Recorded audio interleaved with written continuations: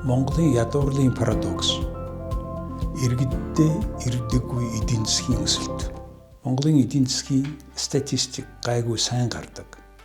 2024 онд дотоодын нийт бүтээгдэхүүний бодит өсөлт 5.1. 2025 онд 5.5% болсон.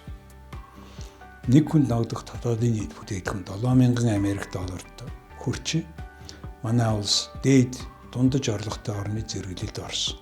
Уул уурхай, үйлчилгээ, төрийн зардал нь энэ макро амжилтыг бүтээсэн. Гэвч 2024 оны олон хэмжээст ядуурлын индексээр хүн амын 26% ядуурл дутагдалд өртөж байна. Ядуурлын шугамын дээгүүр байгаа ч нийгмийн эмзэг бүлгийнхнийг нэмэх юм бол энэ тоо хүн амын 3.1-д хүрч байна. Энэ бол статистикийн алдаа биш, бодлогын алдаа юм.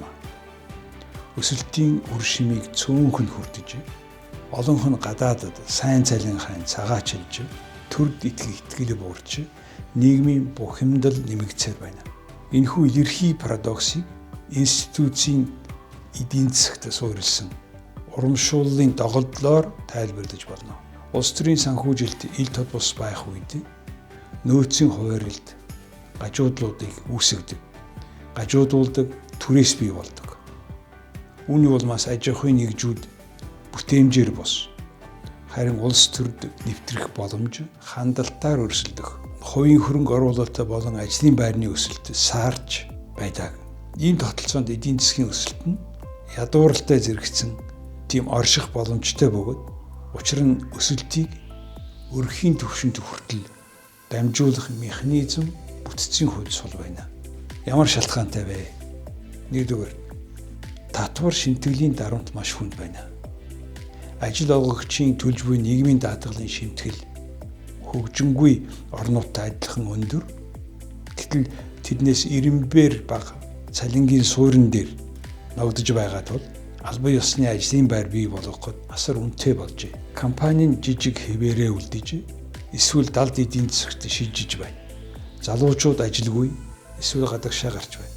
Хоёрдугаар, хувийн хвшлийн ажлын байр хомос байхад төрийн албан хаагчдын тоо нэмэгдсээр байна.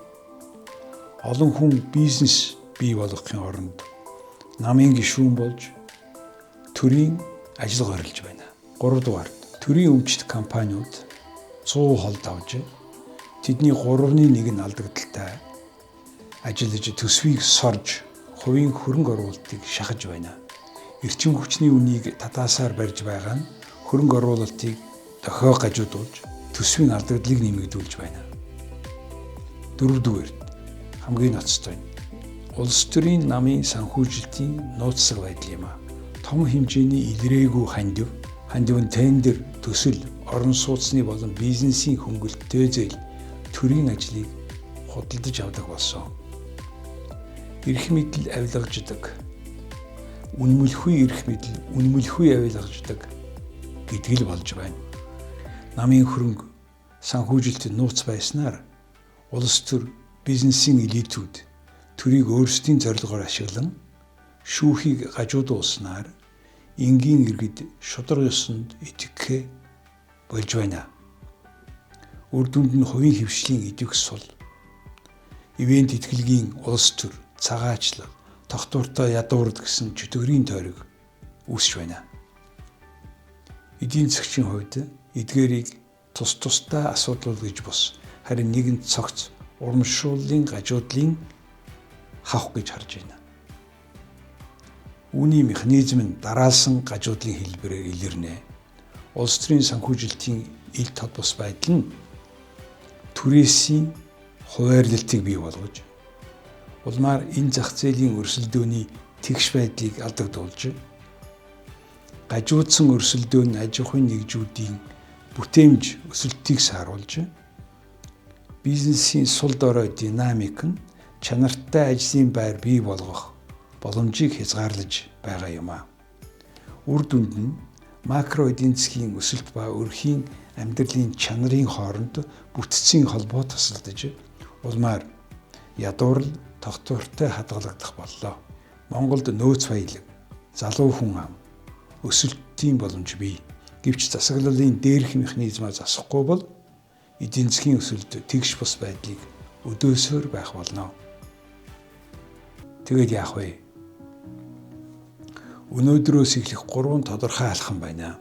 1-р, намуудын хөрөнгө санхүүжилтийг ил тод болгох. Дээд хязгаараас дээших бүх хандивыг бүрэн ил болгож, зарлагын хатуу хязгаар тогтоож, санал хураалтын тоонд үндэслэсэн хэсэгжилсэн төрийн санхүүжилтийг нэвтрүүлэх. Тэгж ил тод болгоод хянаж чадвал эрх мэдлийг мөнгөөр худалдаж авах зах зээлийг устгаж, шүүхийн хараат байдал, тендерийн лууртад цэг тавина.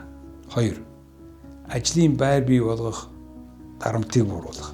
Нөөт болон жижиг компани шинэ ажлын байранд нийгмийн даатгалын шимтгэлийг аажмаар бууруулж, нийгмийн хөтөлбөрийг илүү наривчлан чиглүүлэх, эрчим хүчний ерөнхий татаасыг орлогын түвшинд тулгуурласан шууд дэмжлэгээр солих, алдагдaltaй төрийн өмчийн компаниудыг мэргэжлийн удирдлагад орох хувьчлах, эсвэл зогсоох. 3-р, холбоо хамаарал биш, шударга ёсыг бий болгох. Татаас зээл төрийн ажлыг ил тод өрсөлдөөнд шалгаруулалтаар олгож, үүнтэй зэрэгцсэн бие даасан шүүхийн томилгоо, жинхэнэ эрх мэдэлтэй авилгатай тэмцэх шүүхийг бий болгоно. Ийм 3 ажил хийх ёстой байна. Эдгээр нь хувьсгал санаа биш, үндсэн зарчим юм аа.